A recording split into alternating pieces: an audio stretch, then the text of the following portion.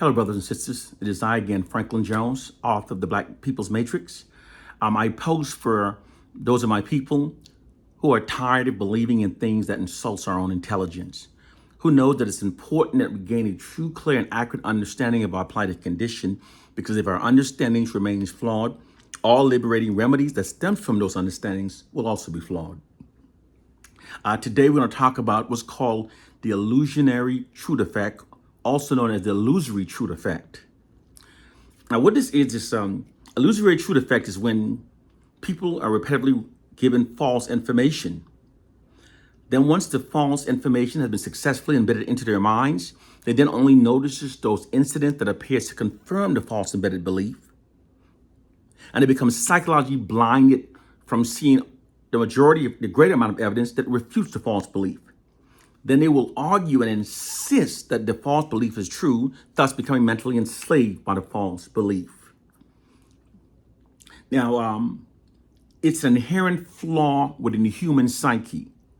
This inherent flaw within the human psyche has been used by white oppressive forces against Black people to keep us in a perpetual state of self-contempt. Now, I'm going to give an example of how it works. If you've been made to believe that, for example, that all Asians are good in math, and you're in a math class, and there you may notice the Asian person in the class who's getting all A's in math, and the other 3 Asians in class who are failing, you just don't even see them. And then you would say you've seen it with your own eyes that Asians are good at math, totally psychologically blind for noticing the others that are failing. Or the belief that Asians are terrible drivers. I'm not picking on Asians, okay? I'm just using examples. There's a belief that Asians are terrible drivers. If you're made to believe that, you will only notice the Asian getting a ticket and says, yes, Asians are terrible drivers, but you're clueless of the fact that there are millions of more excellent Asian drivers. People believe falsehoods when it's repeated often. Repetition makes something seem believable. And then once those false beliefs have been embedded into you, you then start only seeing those things to confirm, that appears to confirm the false belief. The white society, white propagandists and social science have hijacked this flaw with the human psyche within the Black masses. They continually give us false information about ourselves. And once those false beliefs about ourselves are embedded into our minds, we then only notice those things that appears to confirm them. And we become psychologically blinded from seeing a greater amount of evidence that refutes it. Like, if a Black man is made to believe that all Black women are loud and abrasive, and if this Black man goes to an event, and then let's say at this event there are 50 Black women there, and 2 Black women start arguing, he will look at those 2 women and say, see, I tell you about Black women, they're always abrasive and loud. And he's just confirmed what's about Black women, but the reality is that's only 2 Black women. There are 48 others there who aren't. And he will insist that he's seen it with his own eyes, that Black women are loud and abrasive. And he will argue on it. I had a friend a couple of years ago who bet me that our youths, Black youths, the majority of young Black youths sag their pants, and he insisted on it. When I said no, untrue, the majority do not, he got really angry. He was really adamant about it. I should have owned their minds. So I said, okay, let's bet $100. So we bet $100. We went to a popular place where there was a bunch of young Black men and women having a good time. And we sat there in a little food court area with a notepad. And we were counting for 2 hours. I said, okay, let's see how many young Black men are sagging their pants and how many are wearing their pants at their waists. And after 2 hours, the number of Black men whose pants were to their waists was more than double those who were sagging. You know, I say, you know, when you're programmed to believe something, that's what you see. Many Black women have been made to believe that the majority of Black men are running in drags, running in droves, trying to find white women. And they will look at you and say, I've seen with my own eyes that most of our men are marrying white women, which is totally untrue. 86.5% of Black men in America are married to Black women. 90% of Black men date Black women. Only 7% are married to white women. Then you will say, wait a minute, the millionaires, when they get rich, they leave us Black women and find a white woman. Also totally untrue. 78% of successful Black men have Black wives. And you can prove this for yourself. Get a paper and pencil and write down 30 random successful Black men. They're athletes, entertainers, random, 30. Then Google their wives. Over 78% you will find any list. 30 random black men, and the majority of black men are married to black women. You see, black people, we are functioning based on false narratives about ourselves. Those black people who say they insist that they've confirmed their negative assessment based on their own experience are delusional, because it's not humanly possible for any human being to accurately assess millions of people. It's not humanly possible. Not humanly possible. I cannot experience enough negative interaction with black people to confirm a negative assessment of black people, because there are over 55 million black people in America. The reason why we have our negative perception about our people is because the white society controls our narratives and our media images. The white society, therefore, literally owns our interpretation of ourselves. They tell us what to think about ourselves. They literally own our interpretation of ourselves. And they maintain their dominance over us by keeping us believing the fraudulent worst about ourselves, thus dividing us, making us self-loathing, and by keeping our collective aggression shifted away from the white society and redirected towards ourselves. So this is why all of our narratives are negative, and we start functioning based upon these narratives. And we become mentally enslaved by the illusory truth effect. People function based upon the narrative they receive. So the ruling elite creates black people's narrative and imposes upon us, and we function based upon them. Like the narrative, for example, many of us insist that we are our own worst enemy. We never support each other, like crabs in the bucket, and we argue. And those who say that always argue fiercely that it's true. But here's the reality.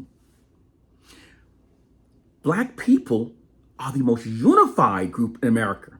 Now you say, oh, bull crap. Watch this. Every time a significant injustice happens to a black man in America, black men from all across the nation goes and shows support.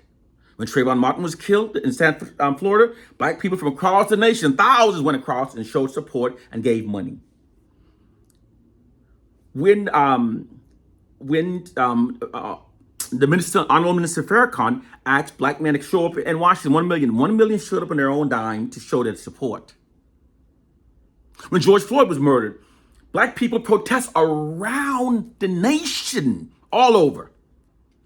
Now, what other group you've seen it happen? Have you ever seen an Asian person get killed and all the Asians come and unify and all around? Have you ever seen a Hispanic get killed and all across the nation? Have you ever seen it? Never. It happens when black people meet injustice, get support from around the nation. But see, that's a narrative you're not seeing, because you're seeing yourself as being the most divided. That's how they keep us divided. We function based upon a narrative we receive about ourselves instead of our reality. Black people says, well, like crab in the buckets, we never support each other. And when I asked can you justify that? There was this lady on my job, this black lady, she treated me worse than the white folks did. But that's not enough to confirm your negative assessment. The fact that black people support each other was shown by Barack Obama's presidency. He received more black votes than any president in history. I'm going to say that again. He received more votes than any president in history. Black people who had never voted before voted for him. Black people stood in line for sometimes 4 hours to vote for him. On the night he won the election, black people was crying in the street. At his inauguration, black people showed up at his inauguration in record-breaking numbers, filling up hotels at their own expense, standing in cold weather, watching him. But yet we don't even see that. No, we don't support each other. You see, what happened is the illusionary effect affects us, and so therefore we don't see the narratives that are contrary to the narratives that are embedded in our minds about ourselves. We don't see the things that are contrary. We only see the things that fit the narrative that the white man embeds into our minds. We have to understand how they are controlling our narratives and how they control ourselves. Proof that people function based on the narrative they receive and accept is seen with soldiers. U.S. military soldiers, for example. The ruling elites might have an agenda to go into a war, okay? And that agenda might be for oil, natural resources, minerals, whatever. But that's not the narrative that you present to the soldiers, because you want to keep the soldiers to be motivated about the war. So you create a narrative that the soldiers are righting a wrong, liberating a people.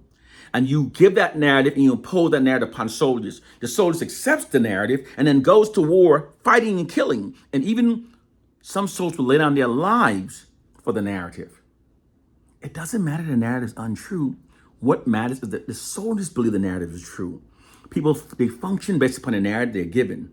Our problem is that those white oppressive forces with the ability to impose narratives upon us that makes us think and behave in ways that are against our interests are doing so. This is what we call the Black people's matrix. There are these people who've thoroughly studied social science of how to hack the mind of targeted populations. And while they've been manipulating our minds, there's a lot of disinformation being spread into our community to keep us confused. We don't understand. We have to elevate our minds and start learning of these tactics that are being used. We've been mentally enslaved by an illusory truth effect. When we constantly receive negative messages about ourselves, all of a sudden we feel, oh, I got to show white people we're not all bad. So you want to go out to your way to show white people you're not all bad. You're humiliated.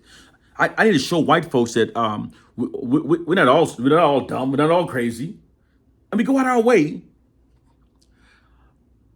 Give an example. Two people enter an elevator. A Black man is on an elevator with a woman, the white woman.